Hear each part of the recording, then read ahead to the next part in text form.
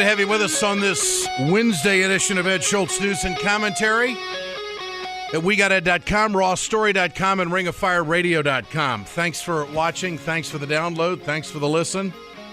All of those things as this continues to grow. We now have an equal audience here doing this than we had on the cable show, which I find utterly amazing, seeing we've only been doing it for a couple of months. Great to have you with us. Frequent our sponsors at Communication Workers of America, Alliance for American Manufacturing, BioGreen Clean, and the iSave team. As Congress goes back to work this week, obviously the Iran nuclear deal is going to be big in the halls of Congress and possibly a vote. And the wrangling continues. The PR campaign has been going on for over a month against this deal. And a man who is very connected to it, who knows it, who lives it, who worked in naval intelligence for some 30 years, retired Admiral Joe Sestak, former congressman who is now running for the United States Senate, and he joins us here on Ed Schultz News and Commentary. Joe, good to have you back with us. Good to be with you, Ed. Thanks. Colin Powell came out over the weekend and supported this. I want your reaction to this. It's a pretty good deal. Now, I know that there are objections to it, but here's why I think it's a good deal. One of the great concerns that the opposition has that we're leaving open a lane for the Iranians to go back to creating a nuclear weapon in 10 or 15 years. But we're forgetting the reality that they have been on a super highway for the last 10 years to create a nuclear weapon or a nuclear weapons program with no speed limit. And in the last 10 years, they've gone from 136 centrifuges up to something like 19,000 centrifuges. This agreement will bring them down to 5,000 centrifuges. All of these will be under IAEA supervision, and I think this is a good outcome. What do you think, Joe?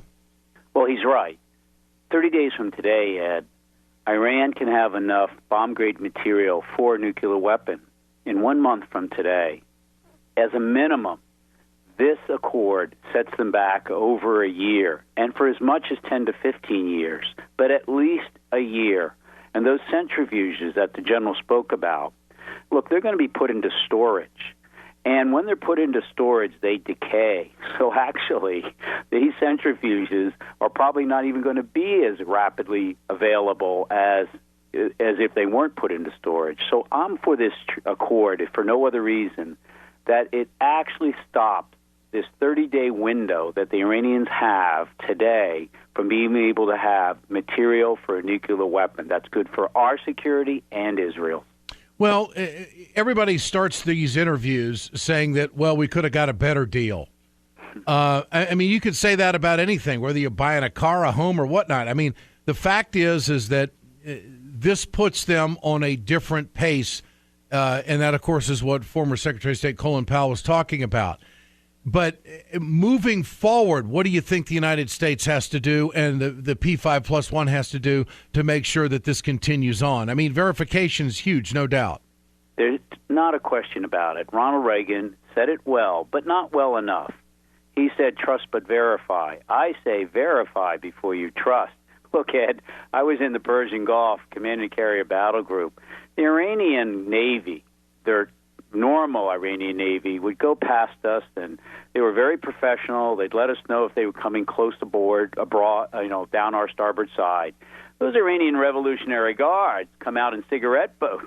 They'd come steaming towards us. I had 2 helicopters up, ready to take them down, either by the wind from their propeller helicopter blades or by machine guns on board, and they turn away at the last minute. No, I don't trust them. But look, now we can have 150 people that are assigned to go into these facilities.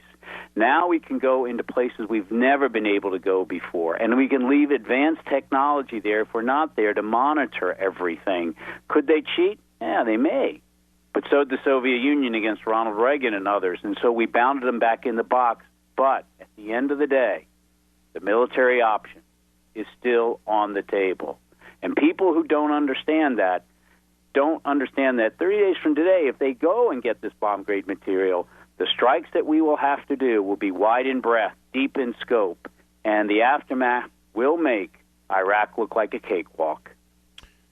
Well, that's really a scary scenario, that if we have to go down that road, because it would be a much heavier lift, considering the terrain and the embedded material underground facilities that the Iranians have. Is that correct?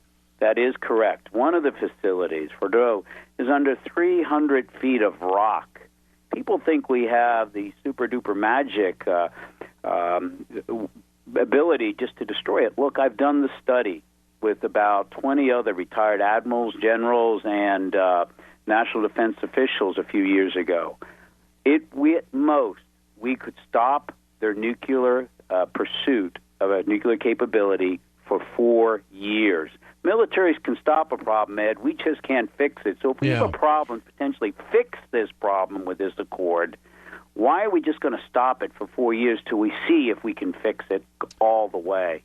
Joe, as a candidate and as a public servant, you served in the Congress, Admiral, 30 years naval experience, worked in Intel, and now running for Senate. How do you navigate through the rhetoric that is surfacing, that death to America, death to Israel, these constant threats that is this a radical group of Iranians? Does this give us a true picture of their society, or is this a fragmentation, a radical group that just seems to get a lot of publicity when they open their mouth? Your thoughts on all this?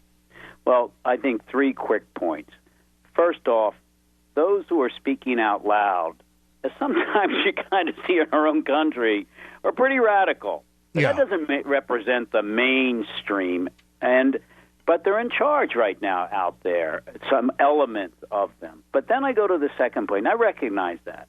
I'll never forget Khrushchev of the Soviet Union coming to the United Nations and taking his shoe and pounding the podium in New York City and saying, "We will bury you." And yet, there's no more Soviet Union, because we had sane heads from Kennedy to Reagan that understood, hey, cut through the rhetoric. What's in the interest of America? And third, as a candidate, what I do is like what I'm going to Villanova University, holding a public town hall, just like I did on the healthcare debate.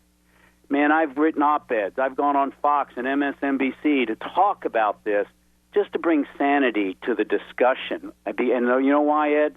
We got a deficit in the United States Senate today, and I would argue maybe on both parties, quite frankly, of those that understand the nexus between foreign policy and military policy. I think we have to bring people back to the Senate that understand that military options on the table, but it needs to be on the back of the table to give diplomacy, like Reagan did, a chance to work. Your thoughts on Senator Tom Cotton, who seems to be trying to drive some kind of foreign policy measure here outside the lines of the administration and the Logan Act, for that matter. What's your reaction to that? My reaction is the Constitution makes the president, as the first and foremost office, the presidency, responsible for the security of America. And a harbinger of what you're seeing today was when those 47 Republican senators sent a letter to the Ayatollah and said, disregard our presidency, not just President Obama, but the presidency, our institution upon which our Constitution is placed the security of America first and foremost. Look, in the old days, partisanship stopped at the shoreline. Today, it's unfortunate it's gone abroad. Yeah. Joe Sestak, how's your race going in Pennsylvania? How do you feel about it? I feel very good. Look, Ed, it's kind of gotten to the days that you and I would talk a few years ago as I ran against Senator Specter. Again, we've got the establishment in Washington, D.C., went through a number of candidates that they felt I was a little too independent, like I am today, coming out there today on saying this is what America needs. There's no cautiousness about it for working families or for security of America. And so they sought out another opponent to get in against me, but that's okay. When I ran in that parade, where Vice President Biden was, who I really like, out there in Pittsburgh yesterday, I was back there with labor, back there with the working family, shaking every hand, not at the front of the parade. It's all about people. It's not about the establishment. And I think that's why we did so well last time. Joe Sestak, always great to visit. Thanks, Joe. Appreciate it, and we'll do it again.